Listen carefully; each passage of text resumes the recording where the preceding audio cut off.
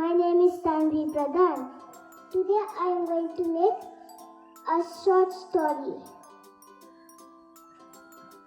Once upon a time, there lived a man and an old woman. He had a bush and therefore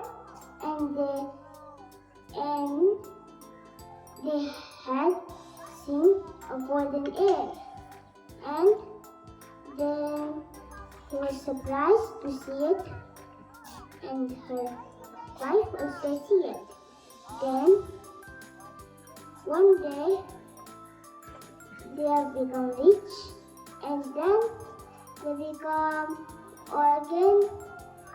They have one by one day they have bring the golden egg, and they have become greedy. Then they have like that.